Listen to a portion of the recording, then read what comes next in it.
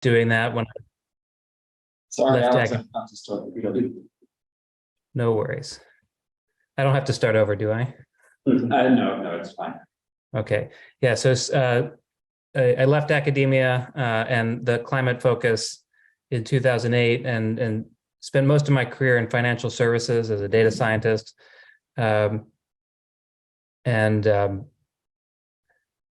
Currently working as a freelance data scientist. So I think I bring I've been focusing on climate change non-professionally and through Sustainable Milton for 3 or 4 years. Very, very interested in all the aspects of the energy transition. And I bring sort of data analysis and research skills that I hope will be helpful. Thanks, Alex. Mary, would you like to introduce yourself? Sure. Hi, everybody. I'm sorry. I'm at a softball field in Connecticut, so you really don't want to see my background right now. I'm sure you're aware of what that would look like. Mary Stefanakis. I've lived in Milton for 25 years with my husband and 3 children. I am professionally, I work for Constellation Energy.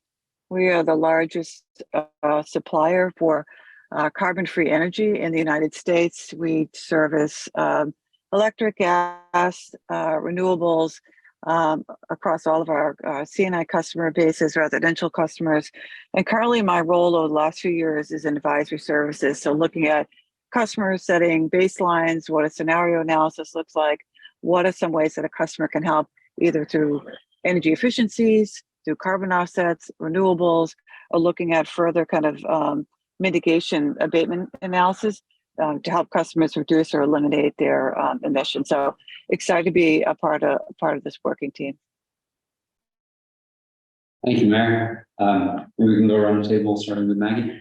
Oh, I'm Maggie Oldfield. I've been in Milton for 54 years. My kids are 3rd generation Miltonians. I'm currently a member of the planning board, and so I am the planning board designee. My family and I own Play Nursery, and we're excited to be celebrating nearly 60 years. And I'm excited to be part of this group, so thank you. Hi, everyone. I'm Tracy Dyke-Redmond. I have lived in Milton for about 14 years, and I have served on one town committee before, the traffic mitigation committee. I had the honor to serve on a few years back. I've been involved in Sustainable Milton for about a year and joined the board this year. I have been involved in environmental work of one kind or another since I was, in college. I was doing environmental consulting for the federal government for a long time, but in recent years, I worked at Eversource Energy, first in the energy efficiency program and now in the solar program. So I have a longstanding interest in environmental and climate change issues, and I'm really honored to be here and to work with you all. Hi, I'm Arthur Doyle. I was appointed to the Conservation Commission with Maggie's father for my first job duty, and then after corporate transfers and returned and have been serving currently the representative of the Conservation Commission to this committee. My name is Jack Turner. As I said before, I'm the environmental coordinator. Just almost coming up on 1 month here. So I don't know if any of you guys has had a chance to meet Mira previously, but I'm the new guy in charge, I guess. I grew up in Natick, went to UMass Amherst, studied environmental science, sort of focusing on a little bit of climate change, also a little bit of soils and sustainable food and farming. And then after that, I kind of did 3 years in stormwater, doing some inspection and compliance work, and then also with the town of Arlington, kind of helping their MS4 program get started. I don't know if you guys are familiar with that. But yeah, happy to be here. My name is Ron Israel. I've lived in Milton about 40 years. My 3 kids went to Milton school system. I'm kind of an odd fish in this group because most of my work has been global issues, global development. And I manage a nonprofit organization that has a project called Climate Scorecard. You can Google it at climatescorecard.org. What we do is we track policies and programs that 19 leading greenhouse gas emitting countries enact on a month-by-month basis, and we publish the results, and we keep an audience of environmental leaders informed. It's my first effort, I'm ashamed to say, to really pitch in on a local level. But I'm hoping maybe some of my global experience would be relevant here. My name is John Godleski. I'm a professor emeritus from Harvard Medical School, Harvard School of Public Health. I've lived in Milton the last 20 years and spent almost more than 40 years, closer to 50 years at Harvard. And my area of interest has been environmental health, air pollution health effects, and climate change. I've looked at climate change primarily from the perspective of CO2 balance, as well as what can be done at a local level, and how a local level can really contribute to this. We lectured on both those aspects from the local universities and around the world. So that this is my first involvement in a committee in the town of Milton. I was on a committee in Weston where I lived before we moved to Milton, and on that committee it had to do with international exchange program, so that I also tend to have a very global perspective on things.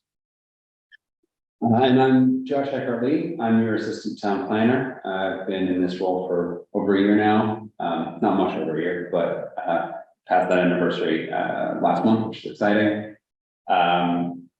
Prior to my time in Milton, I was with the Sierra Club and was a consultant for the EPA on their fund program. So environmental work and environmental planning are very much my interests and background.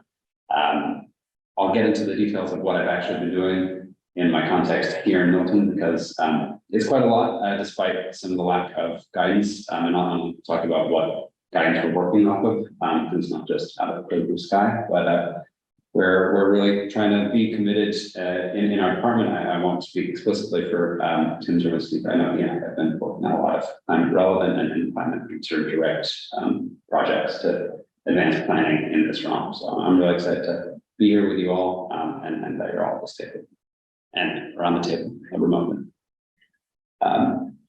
So Jack and I have prepared a very brief presentation to walk you through what we've done so far in the past 18 months or so, well, sort of 3 years worth of work, but what our active projects, why we're doing those projects, and how they might fit into a broader climate action planning strategy. So I will share my screen, and it'll pop up on the big screen there.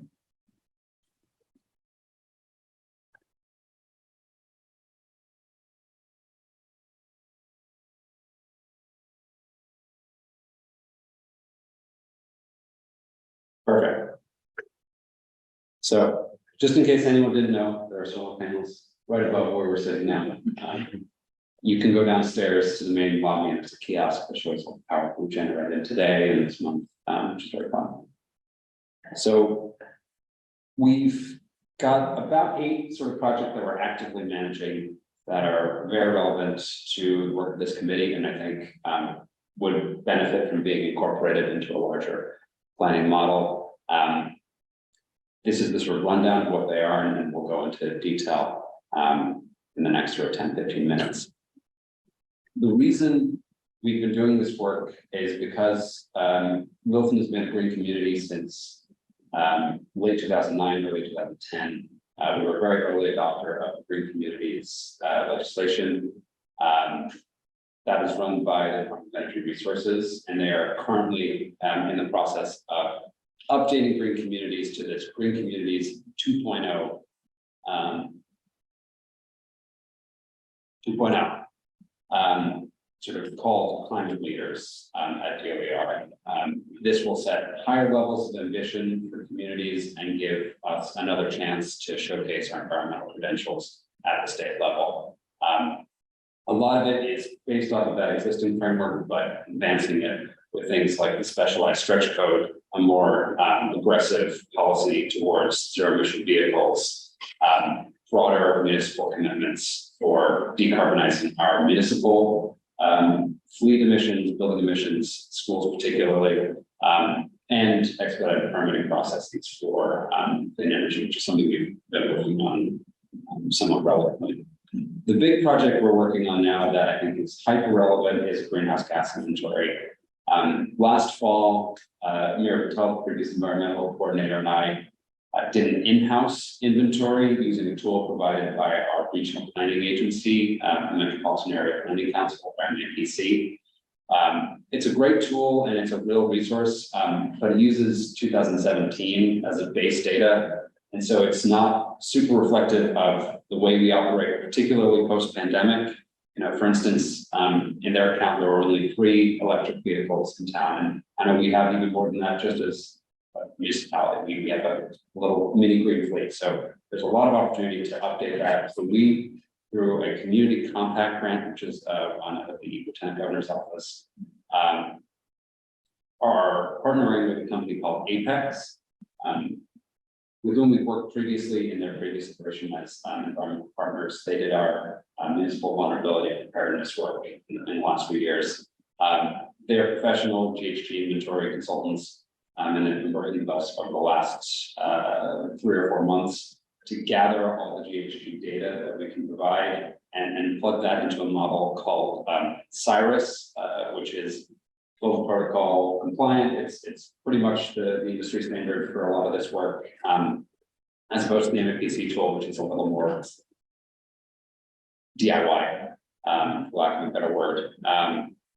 This is actively going on. We had our bi-weekly stat check-in just this afternoon with the consultants. We're expecting their initial inventory work, the data to be ready at the end of this month, so probably by our next meeting, we should have something from them to review as an updated inventory.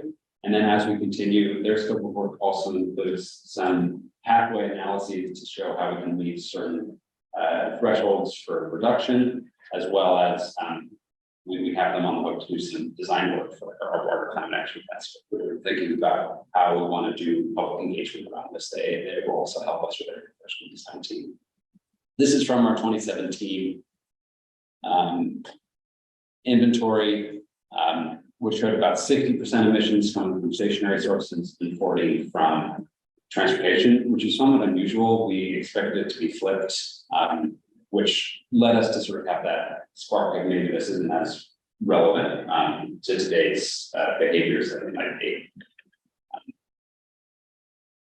Another project we're doing is a direct response to those MVP workshops that Apex and environmental partners ran, is a microgrid feasibility study.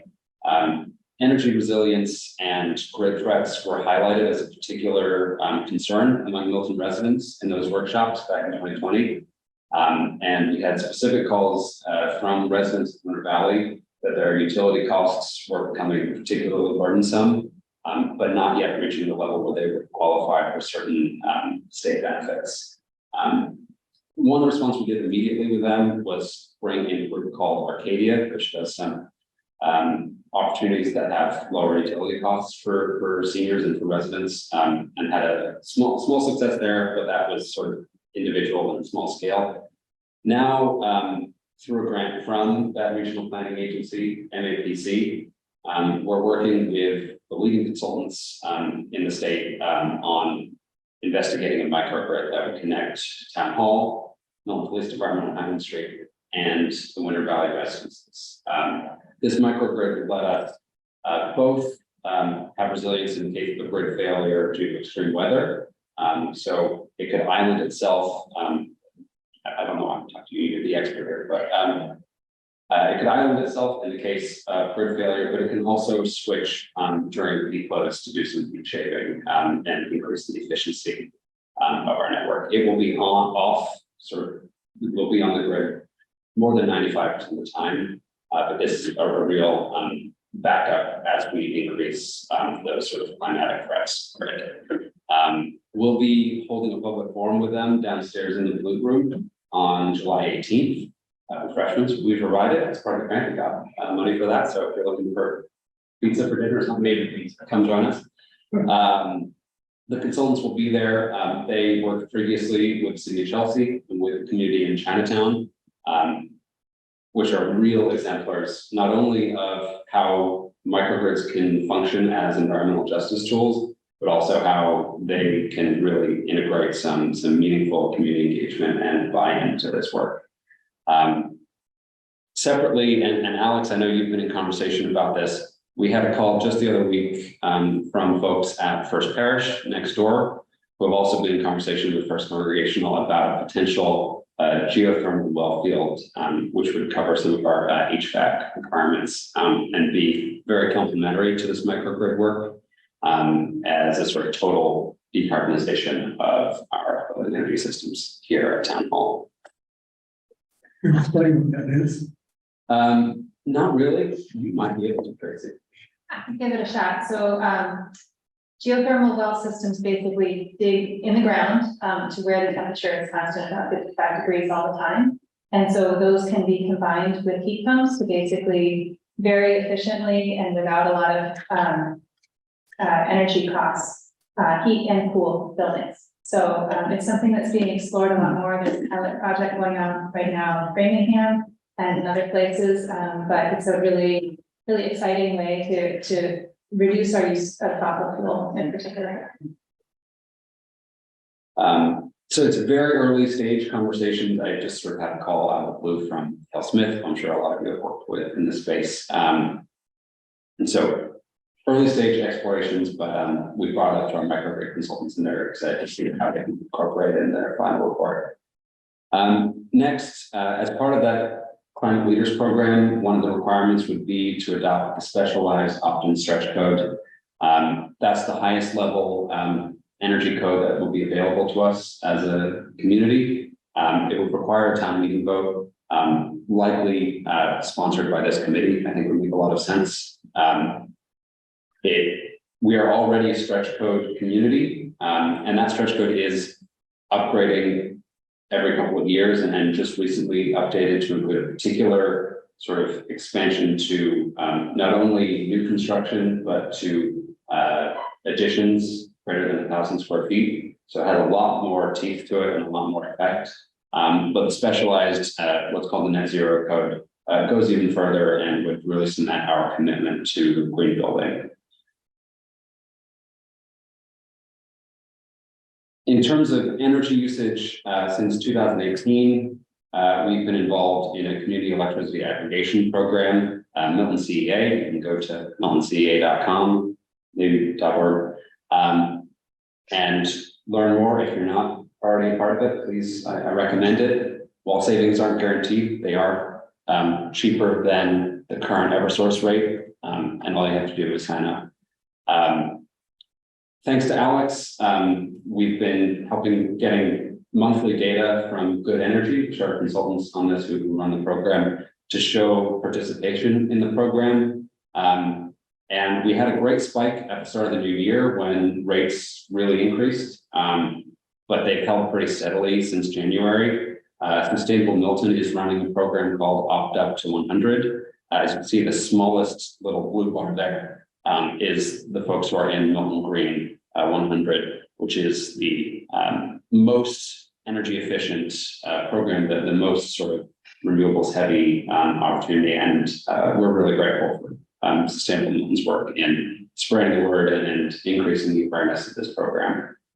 That being said, there are a lot of folks on the program in general. It's about 2/3 of the households in town, so it's certainly not a niche by any stretch. It's quite successful, but we'd love to see additional folks moving up from basic to green or from green to green 100. The previous environmental coordinator, if you ever didn't meet her. One of the programs in Climate Leaders was to advance solar and renewable energy permitting processes. A leading program to do that is called SolSmart, which is a no-cost technical assistance program funded by the Department of Energy. So it was no cost to us to get this consultant support. They reviewed our zoning and reviewed our broader development policies to see what opportunities we already had for folks to develop solar and how we could publish them, as well as what opportunities there might be in terms of a new update to the zoning code that would further support solar. Something of note is that Milton is one of only 7 communities that in our green communities designation chose to go the wind energy route when it came to permitting alternative energy rather than solar. So there are a lot of examples of communities surrounding Milton, a lot of peers who have solar bylaws on the books that would function as really useful templates. And this is, I think, a spot that puts us at quite a difference from a lot of our peer institutions. So SolSmart did a broad points system for how we do engagement, what opportunities there are, how we support solar. We created a checklist on a town inspection services site for what it takes to get a solar permit, which is really helpful for folks who've already had feedback that it's helped clarify the process for people who are looking to build solar on site. And we developed a landing page for our energy conservation initiatives. That's on the DPW site. That has a bunch of really good information, both at the state level and federal level for folks interested in advancing sort of private property solar. I've got a little plaque in my office area if you want that. Jack has been working on a lot of waste management programs, and I'll let him take a few minutes to talk about that. Yeah, so this is more my role within the DPW. I kind of split my time between DPW, engineering, and then with Josh as well in planning. So you've been here a month, so I'm still kind of learning all of my roles and all the grants to apply for. One of them that we just applied for is the Recycling Dividends Program funds. That's part of the SMRP grant that basically gives you points for doing good things in terms of waste management. For example, we do the paper throw. We also, distribute cost-free recycling. We sell some compost bins, and we also have a mattress collection program, which was another program done through the SMRP. And the RPD funds, RDP funds, sorry. Also, we help out with Sustainable Milton with their cafeteria composting program at a couple of the elementary schools. I'm sure you'd be able to talk about that more than me. But in terms of composting overall in town, we do promote 2 vendors. One of them is Black Earth. They have a interesting program where they offer a discounted rate to residents once the town reaches 300 accounts. We're currently very close at like 280. So we'd like to see that get up and over so that more people can start to compost as it becomes more cost efficient. The other account we have is Bootstrap. They have less accounts across town. And then DPW also does sell at-home composting bins. And then the other program I think relevant to this group would be the textiles. So we have stations for people to recycle clothing at all the schools in town. Another thing that I've been working with, the DPW works with the Shade Tree Advisory Committee. I'm not quite sure what year, but the 360th year anniversary of Milton, they had a pledge to plant 360 trees, which they achieved. And since then, the DPW has set a goal of 150 trees per year. And we encourage people to, apply to get a street tree. The diagram up here shows 7 of the most recent trees planted across town, close to Milton Academy. Yeah. And this is more of my main wheelhouse here, green infrastructure, specifically stormwater. So best management practices are overall, I guess you could say, treatment, construction projects that help filter out rainwater before it enters into the river systems, and also helps hold water, and infiltrate water into the ground before it goes into the river, which certainly will help with flooding. And then we're currently working with NEPRA on a lot of different things. One of them, which I'm excited about, is the BMP framework, decision framework, where we will be able to analyze different sites and kind of create the most cost-effective retrofit for that area. And NEPRA helps out with a lot of other things as well. Namely, they're doing a big flood modeling project right now, which is helping out with the entire watershed with our decisions, on how we prepare for the impacts of flooding. Josh, I don't know if you want to talk about the Estuary Climate Coalition. Yes, so the same grant program that is funding our microgrid study is also funding work we're doing with NEPRA, which is the Neponset River Watershed Association. For anyone listening, and Boston Harbor Now. We also have sort of sub-partners with the Stone Living Lab to reach a broad coalition of public health organizations, climate justice organizations, and broader community groups all throughout the watershed and the estuary to come together on regional climate priorities. That is managed by Sean McKenty at NEPRA, and we've been engaged in the slow work. We always say like planning works at the speed of trust, of having one-on-one conversations with these coalition groups, understanding their needs, and really developing a framework for how this can be an amplification rather than a sort of additional load on these communities, because burnout, particularly through and post-pandemic, has been a real theme we found in our potential community partners. But that work is ongoing. The outreach I know has happened to at least the Milton Landing Committee, but there are other health groups operating in Milton who've been reached out to, though I don't know whether they've elected to be a part of this coalition. It hasn't yet met as a full coalition as we're still doing this work.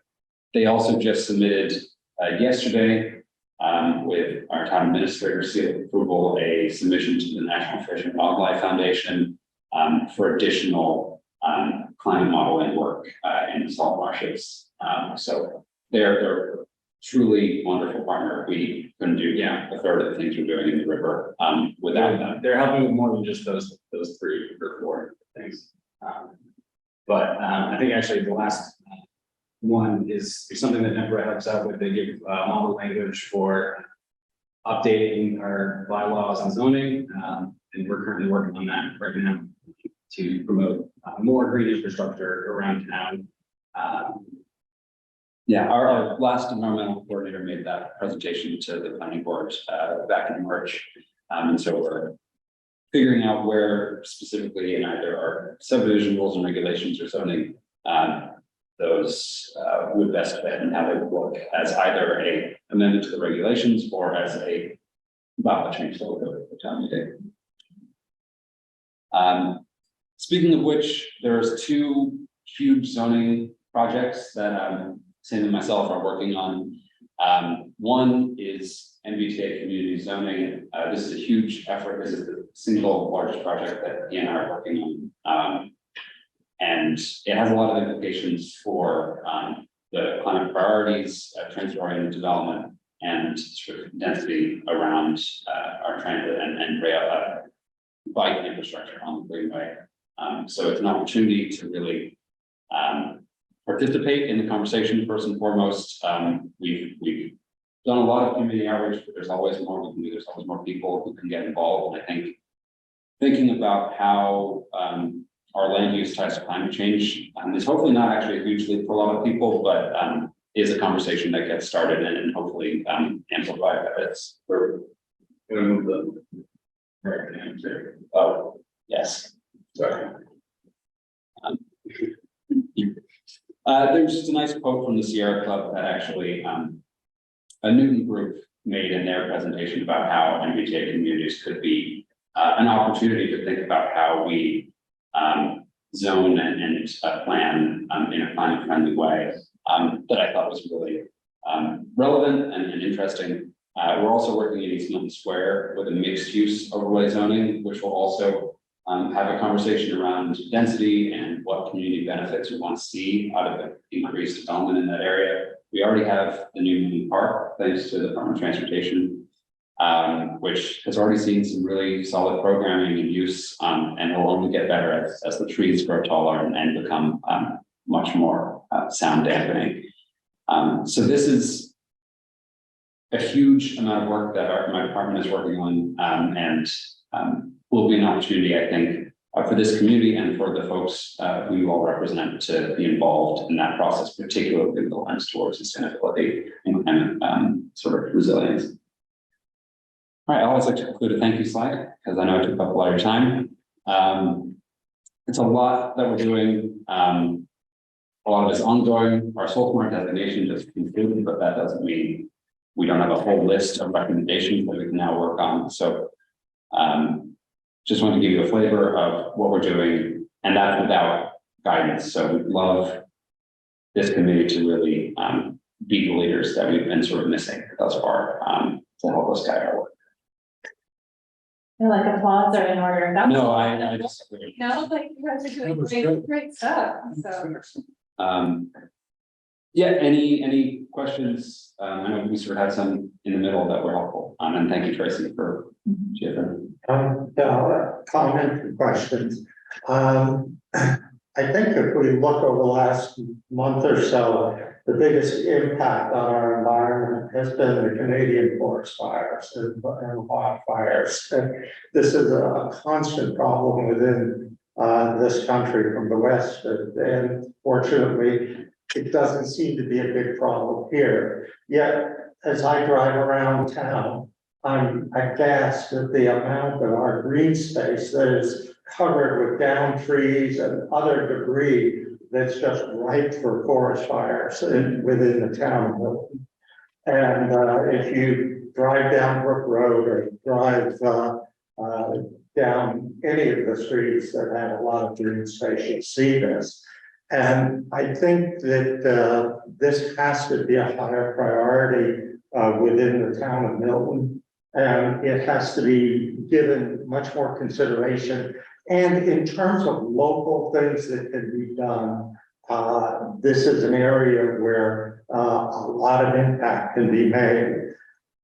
If we were to do this and do it very successfully, you would never hear about it because you would have prevented something. On the other hand, if Milton and the Blue Hills are the site of a forest fire, we're going to be in really big trouble, climate-wise as well as long-term damage to the community. So I think this has to be part of the thinking of this committee, and one of the things that where we can make an impact. I know we've had a wildfire in the Blue Hills in the last 12 months, so it's a very real threat. Yeah. So then that might be interesting. Late last year, we installed some purple air quality sensors around town. They don't prevent forest fires by any stretch, but they are a good baseline to see how we compare to the greater Boston area, how safe things are in town if you're sort of making that thought process before you go out of the house. So that's just a purple air, and you can find Milton. We have 3 sensors in town, so it's a useful tool. Please. If I may add, you're right about I guess we had several big wildfires in the last couple of years in the reservation. And many people in town don't realize that that reservation occupies 21% of the 15 square miles in Milton.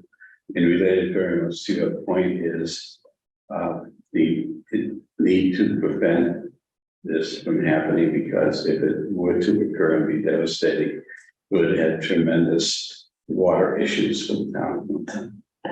Both sheet water and subsurface water, because we would lose very heavy dense vegetation that absorbs water that is essentially on the front side of the Grand Alps that is impermeable.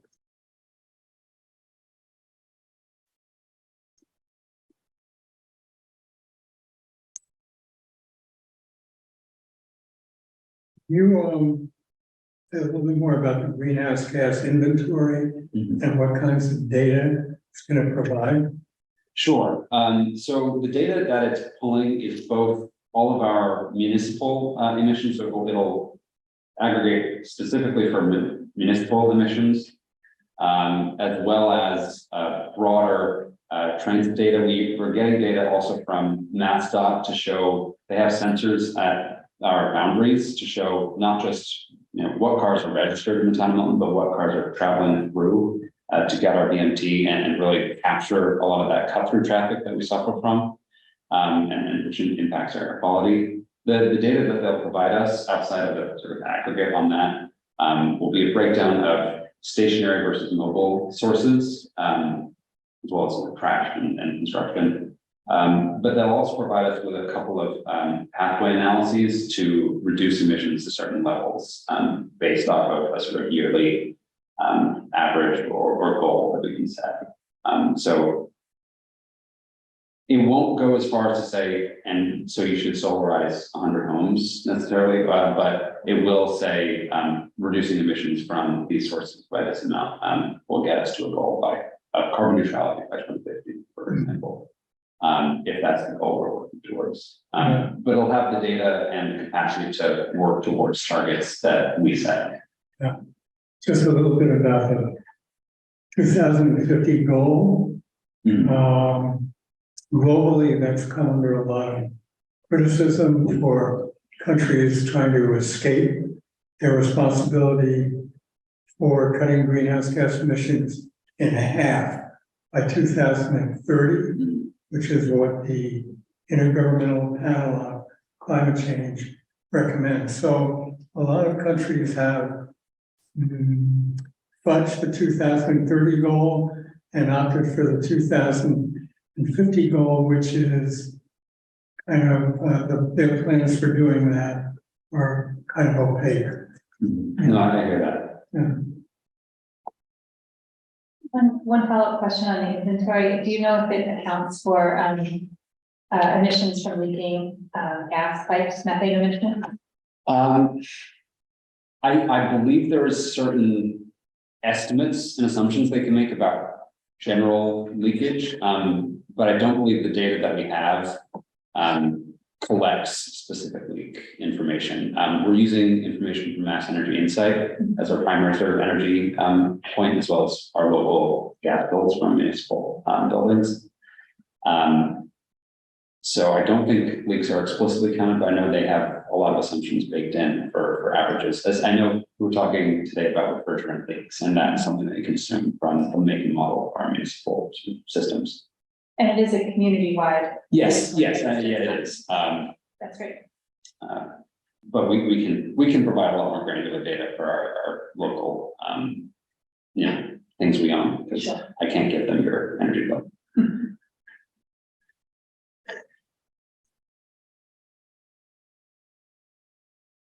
Any questions from Alex or Mary?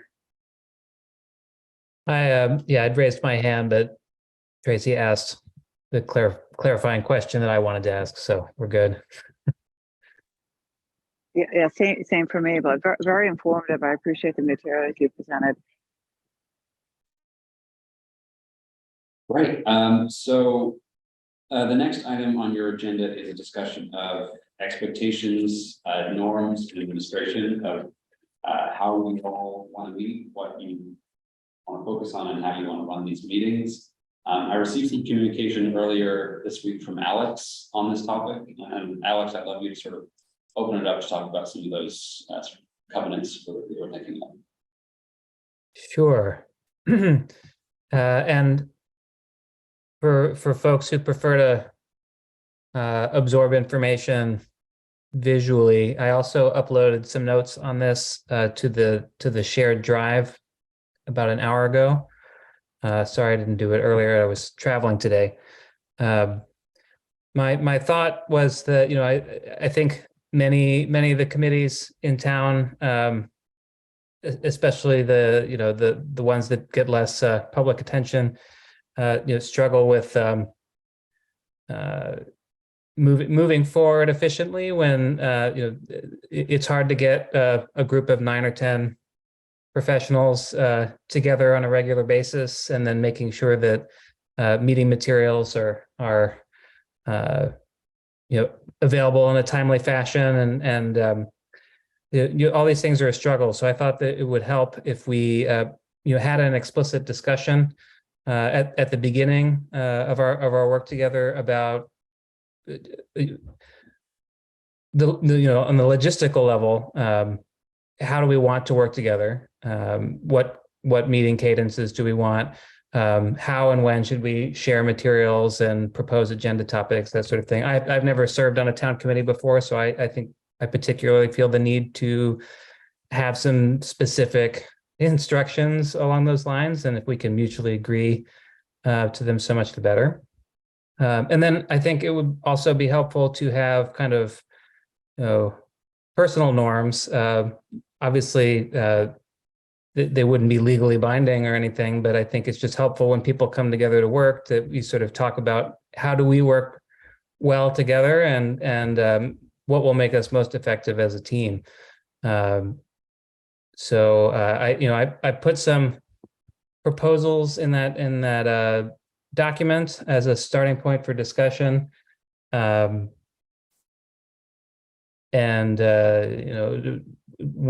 input from all of you on what your suggestions would be. I would love for one of the things we agree to is a commitment to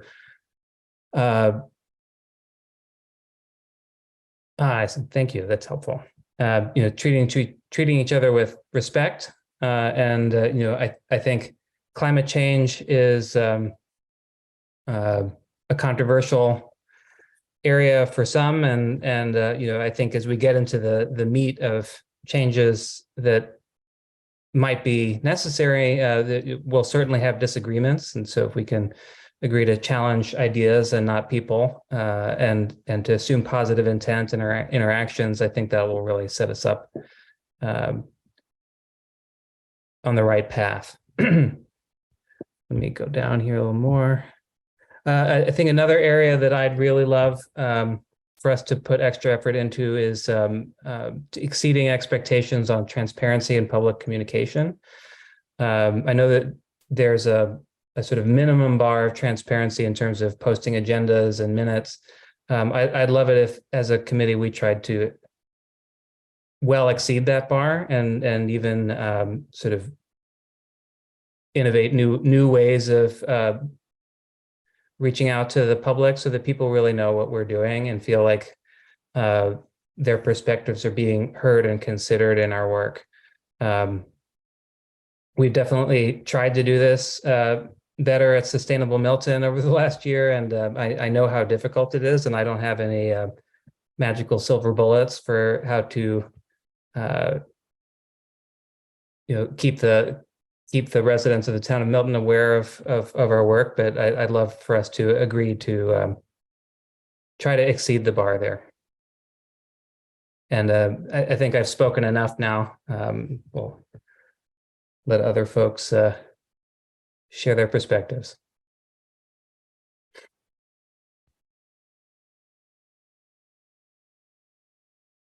Did the people who set up this committee have a specific objective in mind? Yes, so you, as a committee, have a charge, and I know Tracy shared it earlier today. It's also in the folder and on the webpage. Quick note on the webpage: as a town, we're transitioning to a new civic backend model.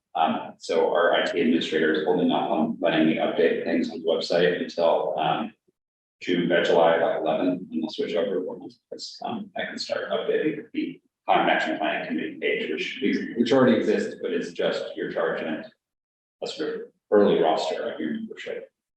But this is the charge that you have, which is to review bylaws and policies, and give strategies for emission reductions and new climate action very, very broadly.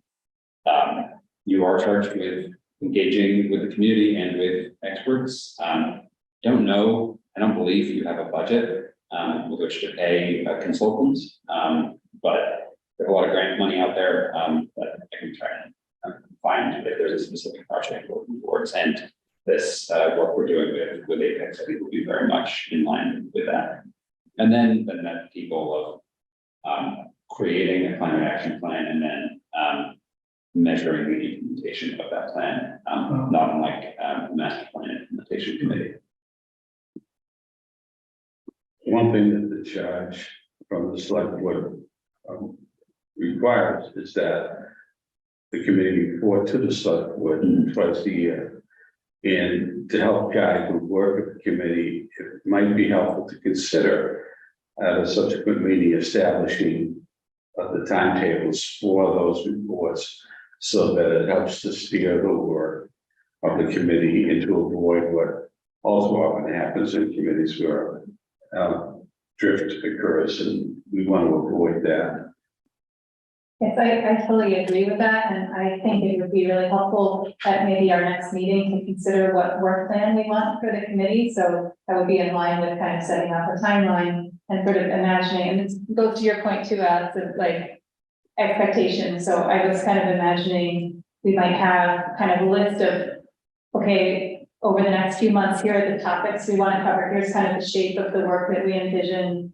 You know, maybe there's people we want to bring in to have talk to our committee, or, you know, eventually I'm sure there'll be engagements with the public that we want to have. And sort of think about the shape and timeline of that so that we can ultimately, hopefully set a goal of, okay, a year from now, what will we have done, and so on. And I think then that can kind of guide to like, okay, what should the agendas for each meeting be? And let's make sure we get any materials out so people can review them before the meeting. And so let's, you know, take notes and have action items. And I'm imagining that this is going to be a kind of a working committee where we meet, but then there's maybe things that we need to go do between meetings to make sure that we're kind of following that work plan. Oh, yes, Alex. Yeah, so along those lines, one piece of advice I've received from folks I know serve on committees like this in other towns of a similar size is that, you know, assembling a quorum of 9 people can sort of slow down the pace of meetings and make it hard to progress, since you know open meeting law kind of limits our ability to collaborate in between meetings. So one suggestion I heard that we could consider is that, you know, once we have a sort of large scale view of the big pieces of work we need to accomplish, forming subcommittees around those that can meet more flexibly, and move those projects forward with more frequent meetings.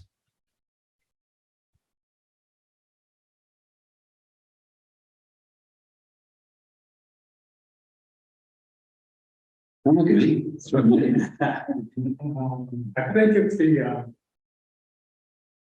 goal of this, the long-term goal is to develop a climate action plan, might be good to have some models or examples of what other communities have produced in terms of climate action. Alex, Yes. do you want to respond to that? Yes, so earlier, I sent an email out and shared with this group exactly that. So in fall of last year, Sustainable Milton started a working group to begin sort of thinking through what it would take to get a climate action plan developed for the town of Milton. And our primary first priority was to sort of advocate for the convening of this committee. But also we did an initial round of research, pulling together an inventory of climate action plans, mostly from other municipalities in Massachusetts, but a few other ones from out of state, as well as the kind of key documents laying out the state's plan under the roadmap to net zero by 2050 climate law that was passed in 2021.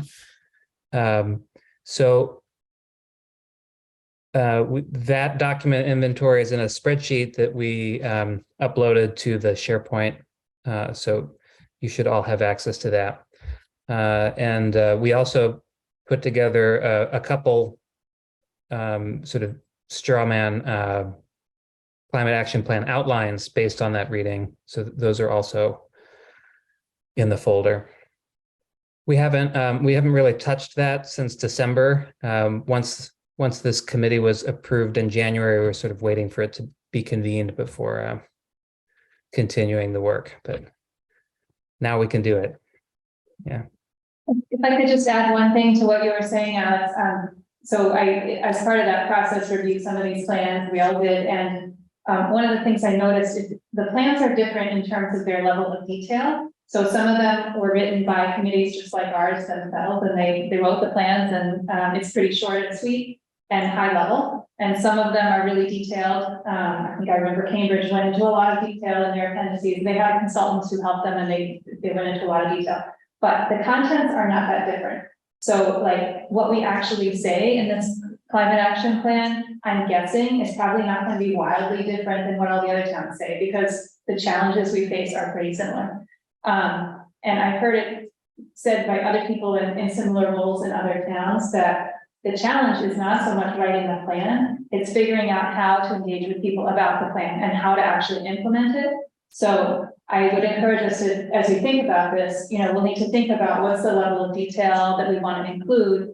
And then, how do we plan a public engagement process or a stakeholder engagement process, so we make sure that we're really getting engagement, because at the end of the day, I think what we all want to see is a plan implemented, not just a report on a shelf.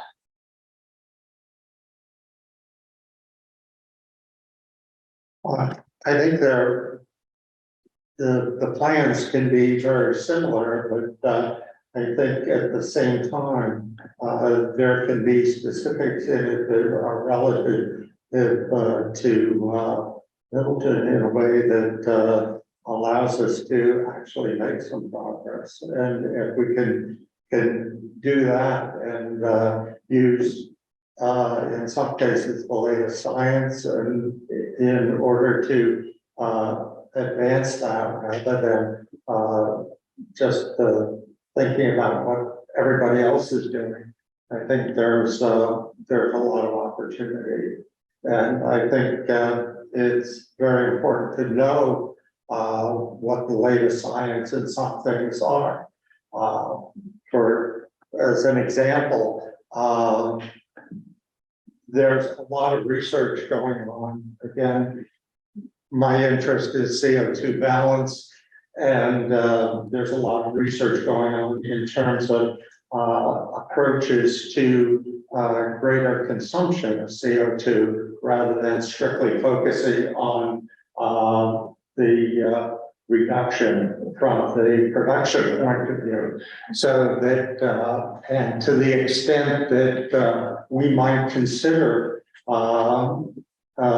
being a place where some of this leading edge research can be implemented on a small scale would be very, very worthwhile. For example, Does everybody know what Suberin is? How do I spell that? Hmm? Can you spell that? Suberin, Suberin. The Suberin is a plant's root product that uses the carbon from CO2 that plants take in. There's a lot of genetic research going on in the plant world to increase the capability of plants to make Suberin into their roots so that you get more carbon deposited into the ground and more carbon dioxide consumed by these plants. And so that rather than worrying about trees, which happy to hear the Bill's doing so much with planting trees, but if you could plant a field of genetically designed plants that will put much more Suberin into the ground, plow it up year after year, and consume more carbon dioxide, you can really make a difference. And I think knowing about that kind of research and other kinds of research going on in the plant world, as well as in the medical world, is extremely important. And where, as a forward-looking community, we could be on the leading edge.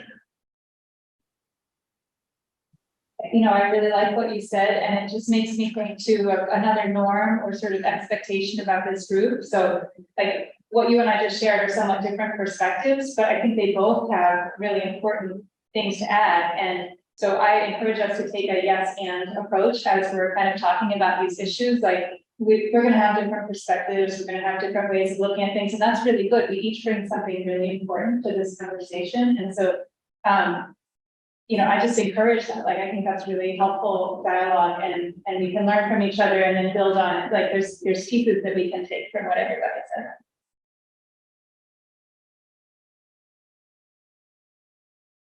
So I think moving forward, it might be helpful if we establish like a certain day of the week we want to meet, how often we want to meet. And I've found it helpful that if all the materials are sort of expected to be in a folder, you know, by a certain like Friday afternoon. So it gives us an opportunity through the weekend or another day off to review, and sort of with the understanding that any material that comes in after that deadline, where we might not have the opportunity to review it, so it wouldn't be discussed at that meeting. So I kind of am, I like schedules and I do like a checklist, and I think having a list of priorities is helpful because I'm a huge advocate of checking things off and moving on to the next one to check off. So I'd rather see a smaller list that is more accomplishable. And then we get a good feeling from ourselves that we're actually doing something. But sticking to kind of a schedule would be very helpful to me. Strongly agree. That I think with a sort of, rather than scheduling the meetings ad hoc, if we can try to agree to a sort of standing meeting time, and hopefully one that we can all fit into our schedules somehow. I know that can be a bit of a long shot in this day and age, but then we don't have to keep jumping through those hoops every single time. Would you all be up for discussing what that standing time would be? I think that would be appropriate for this agenda item. You can pull your calendars and figure out what works. So not the second and fourth Thursday of every month, No, man. but a Thursday works for me. Okay. For really anything. If we're talking about a monthly meeting, later in the month is better for me than early in the month. So maybe a third Thursday could be a starting point. Especially when we see how.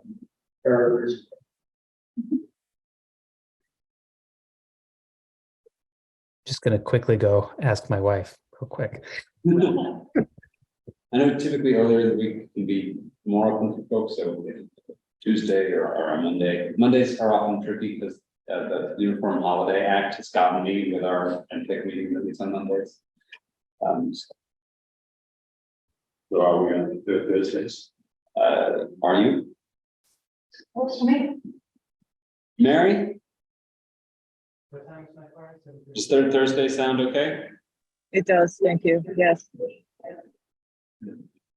We'll wait to hear what Austin West has to say. All right, what were people converging on? Third Thursday. Third Thursdays. Okay. So yeah, I have in the fall, I have my church choir practices every Thursday, 7:30 to 8:30. So I guess it depends on what time we're talking about. Even though you'd be next door, probably not a good time. What about Wednesdays? You all, It might still need to be Thursdays because other days are bad too with kids' activities, and if it's once a month, maybe I or 6, if that works for your schedule. I know some folks are commuting. Wednesday, yeah, third Wednesday, be good. Yes, or earlier on the third Thursday. That sounded like what Alex was more interested in. I like the idea of keeping with Thursdays. Wednesdays are a little harder for me, but I'm fine with pushing it earlier. That'll work. Yeah. 6. Okay. 6 o'clock on the third Thursday of the month. So you're assuming a meeting time of 60 to 90 minutes duration. Is that fair? Yeah, it would keep you on task too. I know sometimes we like to run long. And would we be able to continue Zoom if need be? Yeah, as a practice, it's always doable to have Zoom as your meeting. The governor has extended that through 25, and we'll probably have it be forever. But a hybrid sometimes depends on room availability. So you can always be guaranteed a Zoom room, but hybrid, which you would probably prefer, and which I can assume to be the case, since I know where it's coming out, I can just put it down a month in advance. But We can also do Zoom and have it recorded, and then it can be made public if there's. of course, yeah. An access TV. Yeah. I'll assume your meetings will be hybrid for. And then what day would all the information be available?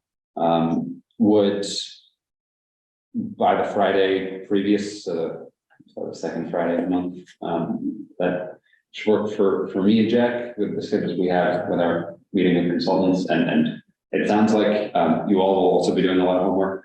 So if you can keep each other honest, that would be helpful too. Even Monday. Yeah.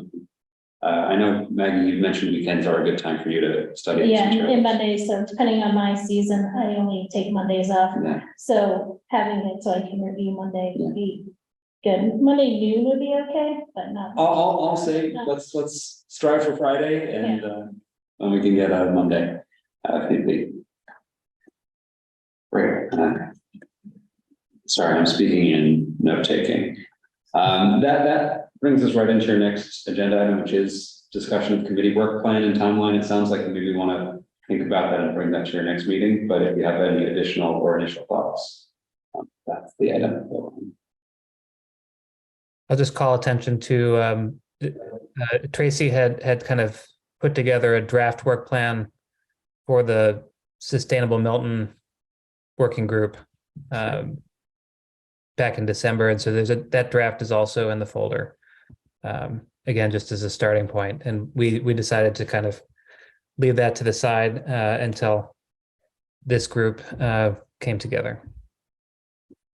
Yeah, I think that work plan, it wasn't informed by the charge, and so I think probably we'd want to revisit and kind of take a fresh look based on what we've been asked to do.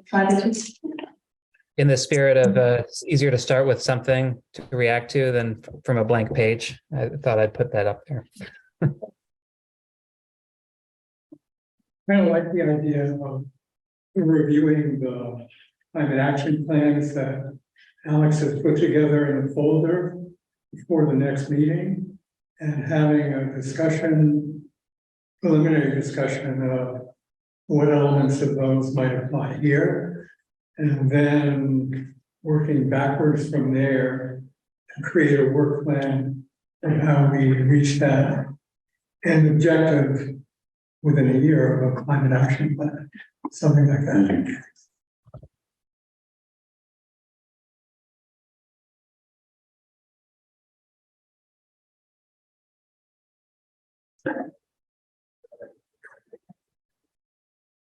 One thing that is in the charge, I know, is about reviewing the rules and policies of the town. I don't remember the exact language, but to me, that seems a little separate.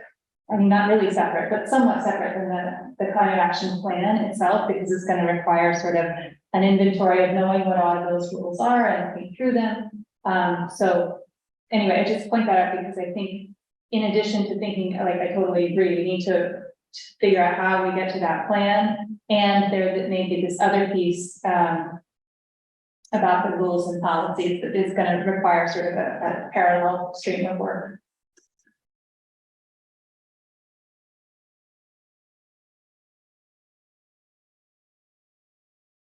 So in your work in sustainable Milton, have you come across plans that are really bad? So we have an example of what we do not want this. I don't remember seeing any plans that were bad. They were just different in flavor. Like, and I think it's just kind of a question of how we want to do it. Like, do we want to be really detailed? Do we want to be high level? Like what, and also how much can we do if we don't have funding, for example, to hire a consultant to write it for us, then how much can we write for? Yeah. And we've definitely heard feedback in our meeting with other professional planners that sometimes the hyper detailed plans feel really inaccessible for residents and very sort of jargony or technocratic in a way that doesn't really support their community engagement goals. So I think that's a benefit to this being a committee structure rather than a consultant. Along those lines, I mean, I think they're, to take a more pessimistic view of it, like none of them are particularly good in that I think, across the board globally and nationally, everybody's falling behind their goals pretty quickly, right? And so I think the worst plans seem reasonable, but they are gathering dust on a shelf because they're not actionable, or there isn't really a realistic plan for engaging the community. Because realistically, the bulk of the emissions, just sort of focusing in on the emissions reduction goal element of the climate plan, the bulk of those emissions are from private sources that the town can't mandate anybody to do anything. So they can mandate people to do certain things, but a lot of those emissions aren't directly under the town's control. So it really is about engaging effectively and facilitating people to take the necessary actions rather than some sort of centralized command and control approach. And it's always nice to sort of lead by example. So seeing the town take certain steps, and maybe that could be a goal, is get the town. Yeah, absolutely. I think, and then it would, be more inspirational for homeowners and property owners, because if the town isn't doing it, then why should the average homeowner do it? Yeah, there's definitely an expectation, at least in our inventory work, to have a municipal decarbonization sort of pathway available, and it's honestly much easier for us as a town in what we do to reduce our emissions that we can control. So I totally support that, and that's really been the meat and potatoes of the work we've done so far. And I think a big part of what we'll need to do is understand and try to remove obstacles for people in town from maybe doing what they already want to. I mean, there are many people I've talked to who are interested in doing solar on their homes or interested in upgrading to electric heat pumps, but the projects are really complicated, expensive, difficult, and they don't know where to begin, right? So I think that focusing on getting people the information they need and facilitating easier progress through obstacles and pain points would be a great thing for this committee to focus on in its plan. And yes, we need to figure out what are those sort of emission reduction targets that are in line with the state's mandates, and what would that look like? But that's just I'd say like the table stakes to being successful. Going back to the rules and policies of the town, it may be worthwhile that we read them as our homework essentially, and then bring any issues that anybody has for the meeting. And if nobody has any issues, we can move on quickly, or perhaps bring up some important points that somebody may see that needs to be discussed. But I don't see that. Otherwise, I think it'd be a waste of time to try and review them as part of the meeting. So I know we're in the middle of the recodification process, so our bylaws are a little bit challenging to read. So not to put more work on your plate, Josh, but maybe if you could send us like certain sections of the bylaw that we could review, and you could say, focus on this for this week and focus on this for the next week. I might hesitate in giving you like your weekly homework, but as part of the work that we've done with the MS4 compliance and through SoulSmart was get experts in these fields to review our zoning in regards to our renewable energy components, and in terms of how we can promote compact design and stormwater review. So we can include those expert reviews in your documents that I think would be more timely, because I can give them to you tomorrow, and more beneficial because they're from experts in these fields. Would that be okay? Yeah. They're more, I don't have a good sense of like what's the scope of the rules or bylaws that we're supposed to review. Like, is it mainly zoning, or are there other things that I just don't know the boundaries? So one of the focus of the MS4 work, the stormwater work, is on our subdivision rules and regulations. These are all on the planning board's page. I can also sit them out and put them in your folder. There's also places where policies don't exist but should, such as like a zero emission purchasing policy, and especially as we think about intersections of environmental justice, broader policies on how we operate as a town. But in terms of the bylaws, it's both the town bylaws that I think have elements that are relevant, as well as in particular zoning bylaws, but I'm very biased. I feel like I have an example on the engineering side. Correct me if I'm wrong, I'm familiar with this, but there's something about requiring a certain like distance of road for like a turn. And I believe one of the recommendations that NEPA made was changing that to not needing to require that large of a portion of the road, and then in not requiring that, you have more room to create green infrastructure. Yeah, we have a whole distinct stormwater bylaw that is super relevant. Sorry, No, it's okay. I mean, I appreciate the importance of getting into the rules and regulations, but I'm thinking that priority-wise, it's maybe the first order of business is to establish some sort of framework at a fairly high generalizable level for the climate action plan, and then to work down from that.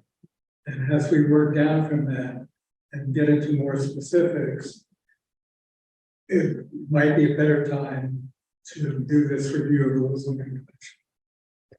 I think when you read through the plans, you'll see there's a pretty consistent structure across all of them, and that maybe, I mean, it seemed reasonable to me. It may also be groupthink, maybe both. But my feeling was that what was often missing was a kind of actionable engagement plan for, like, how do you move forward on these things? I think that that's the biggest question mark for me. Tracy, I'll also say we're very early in thinking of updating a master plan, and that's engagement. We've had, I don't know if you or Alex, we had to with Milton come and present some reviews of our master plan and opportunities for advancing sustainability. So that's also a plan I think for reviewing when you get to that stage. Well, I think this is very helpful, even just hearing this conversation of like, what are some of the things that might be included, and I'm happy to kind of set that aside and, you know, focus on the climate action plan, and then circle back to it as we kind of cover, as we figure out like, okay, what are the key topics in the action plan? Okay, then what are the relevant policies and rules within that topic? But it's helpful for me to kind of just hear what's the universe we might be talking about. Zoning and bylaw updates were a chunk of most of the plans we looked at. And there's some, for instance, our town's cut and fill bylaw, which I know has been problematic for past planning board. And I know it's on one of our membership, the guys is like we did a lot of work on it in the past, and then it sort of stalled. So we're looking at trying to do that, but it is a lot of work. So even having help, you know, from this committee kind of to move it on. I would love a more robust tree bylaw in town, and streetscape guidelines, to your point of reducing some impervious streets, you know, but making sure that the streets are wide enough for businesses to receive tractor trailer, and but you know, have grass strips instead of just pavement. But that's further down the line. But the planning board would always appreciate this time.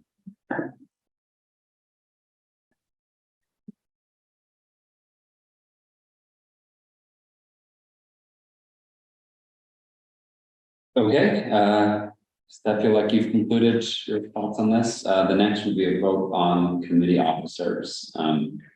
At the very least, a committee chair would be desirable, so I don't have to do this.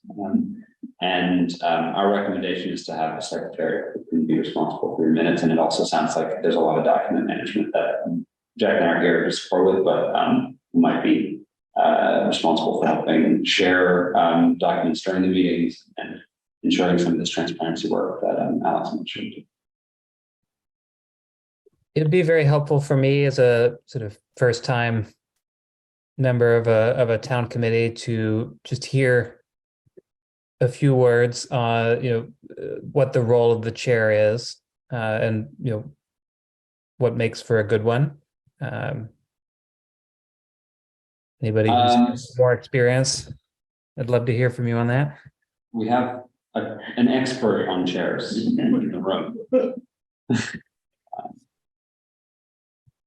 I think, Alex, you've got to hear some things that you may or may not want to hear. Certainly, passion, the commitment, foremost. A recognition or an understanding that the amount of time that will be required is always more than you think it is going to be required. those are very important. And then the interaction with your colleagues on the chair, and then touching bases on some of the points that were made earlier by members around the table this evening in terms of setting in meeting timelines and being realistic about expectations, not overly ambitious and yet not underplaying the charge. It's imagine yourself being, if you would be the chair, Chief Lockhart. I guess, could you speak to more of the specific process? Because I certainly have had plenty of experience in the private sector with all manner of leaders, and I sort of know what good ones look like to me. But I think the area where I have a lot of uncertainty coming into this context is, the constraints placed by the open meeting law and just the need to comply with the spirit of that and run a very transparent process. How do you do all that wrangling and organization in an environment where you're sort of not allowed to talk to each other freely? And what steps There's an does the chair opportunity to take? speak. I'm sorry, I didn't mean to interrupt. First of all, you have great staff, support, collaboration, guidance, sometimes direction. The open meeting law isn't so much of an impediment as it is a guideline. And as long as the subcommittees don't constitute a quorum or the engagement with other members don't constitute a quorum, and you meet the requirements of the open meeting law, the work gets done. The chair would communicate with staff. Our town administrator has asked Jack to be your sort of primary staff person, though he and I and you and I will all be worked very closely, but he will be here with you the whole time. The chair and Jack will coordinate on actually preparing that agenda again and submit it to the clerk for submittal, managing your documents and meeting materials. You'll facilitate the meeting in case I'm rambling or running long. You'll keep us on time and facilitating the sort of meeting structure. Sometimes that means if there's public comment, stopping it at 2 minutes or 3 minutes, however you see fit, or calling on people to speak, as I've sort of been poorly doing today. And to echo what Mr. Doyle said, is staff is great. The planning board interacts with Tim and Josh, regularly. If I have any questions, I reach out to them and they're really helpful. So and our committee's bigger. So I think there's a chance of less likelihood of a violation happening. But I don't think that's. Alex, I think it's fair, would you not say, Maggie, that the members of committees and boards and commissions really do support the chair? Mhm.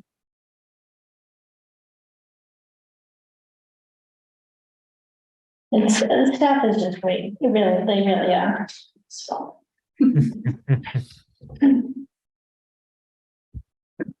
But So are you considering the chairmanship, Alex? Is that Candidly, I would prefer not to be the chair. I think that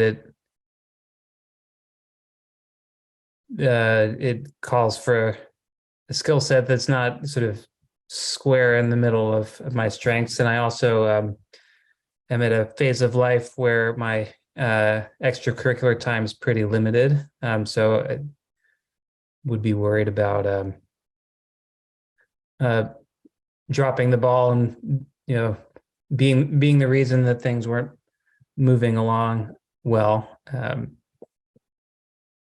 I certainly, Who that you would like to nominate? what's that? You have someone then that you would like to nominate. Well, it's hard to ask somebody else to do something that you're not ready to do yourself. I'd certainly, you have a great deal of experience chairing a committee. Couldn't do it with other external board and committee obligations that I have to you town of Milton.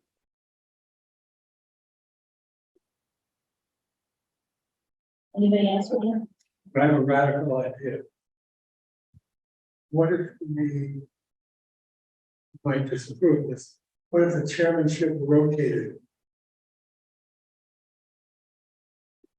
It would be more logistically challenging, certainly on my end, for Jackson, but this is your committee to do it as you see fit. If that would feel appropriate and something that you could all hold yourself accountable to, it would require you to have to vote on it every meeting, but I don't think it's technically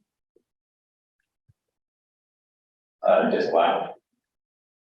Oh, so the chair can change whenever you want to vote on it? Is that, It's not a practice I'm familiar with, yeah, but I suppose you could vote on the chair and then vote to have a new chair. Or would I there wouldn't be an recommend it. opportunity to have co-chairs? Yeah, you could co-chair, Equity and Justice for All Committee has 2 co-chairs, so that's certainly feasible. I really like that idea. If we had co-chairs, I would volunteer to do it, but I can't take it on myself, given other family commitments. So, yeah. I mean, I think Tracy and I are in similar boats there where there's just a lot that the kids need just now in terms of extracurricular time. And I think my chief anxiety is that I don't see myself as a particularly good meeting facilitator. But I would absolutely put passion and energy into supporting whoever's sort of playing that role, particularly with managing agendas and documents. I had thought of volunteering as the secretary because I think it's having good minutes, available promptly and sort of easy to find for town residents, I think is really important. And I'd love to help. I've done a lot of work on Sustainable Milton's website and building websites for my own business. And I feel like I could help there.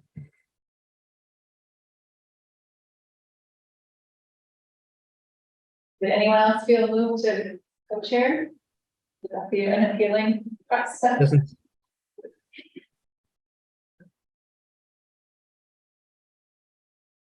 Eric, maybe?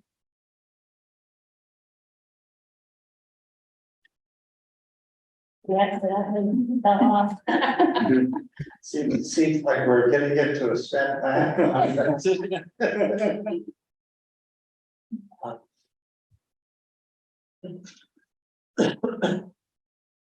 So it doesn't seem like anybody's burning to do it.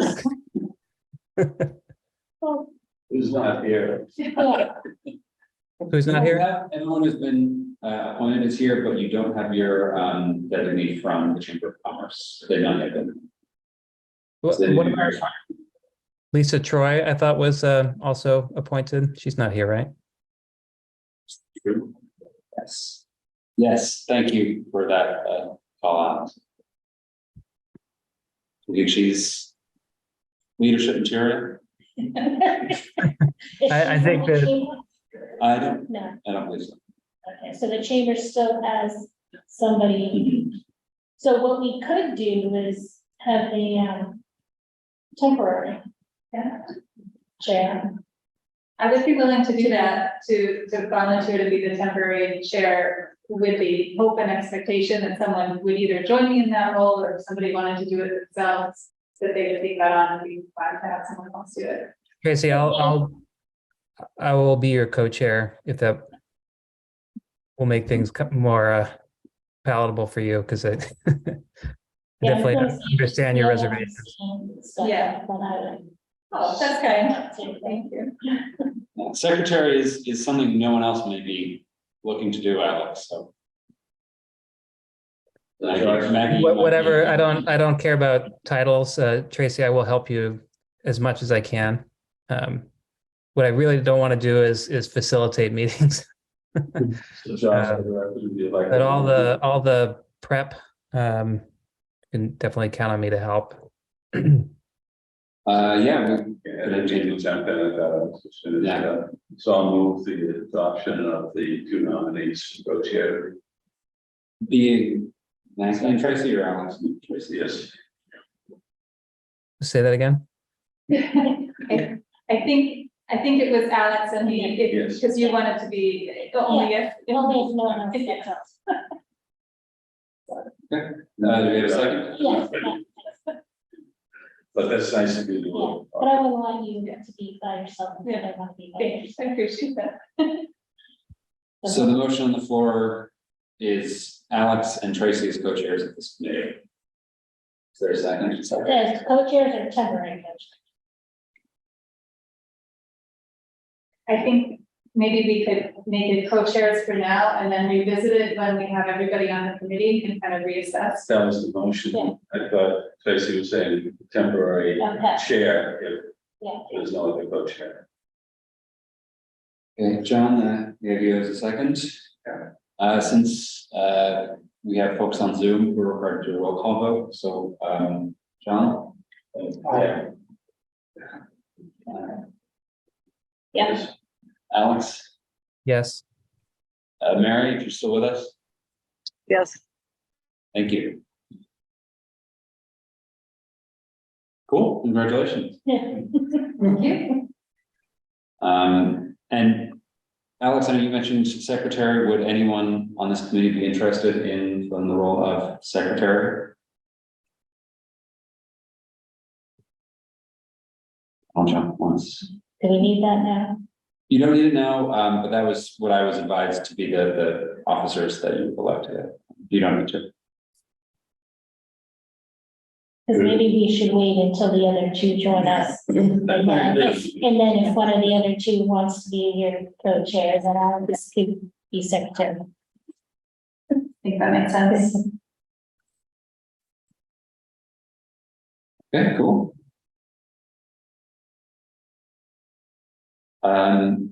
The final item on your agenda is the scheduling and next meeting dates. The third Thursday of August is the 17th. And then the third Thursday of September is the 21st. We're not meeting third Thursday in July. Yeah. It is June. I'm in a July 4th mindset. I had July Just 20th. Yeah. yes. Yeah.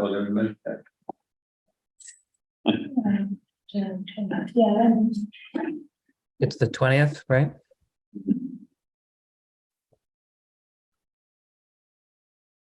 So Jack, I would work with you to set up an agenda based on what we all talked about during this meeting and make sure materials are posted ideally the Friday before. And yeah, and then we'll go from there. That sound good? Yeah. Okay, and Alex will coordinate to make sure that we have everything lined up. Excellent. Cool. Well, chairs, would you like to call a motion for adjournment? Or entertain it? Should we have a motion to adjourn? So moved. Yeah, all right. And then we all have to vote. Yeah. Congratulations. Thank you. So do we have to go around and vote? Yeah, at yeah, closing so- meetings? Yeah. Well, no, Tracy, please, Yes. you have to do a little motion. Okay, ready? Yep. Alex Yes. and Mary? Yes. Wow, okay. Great, thank you. Cool, meeting adjourned at 8:36. Speedy. Love it. That bodes well for your choir practice, Alex. Excellent. Yes, I know. Well, great to meet you. Thank you. Thank you so much. Thank you all very much. Thank you.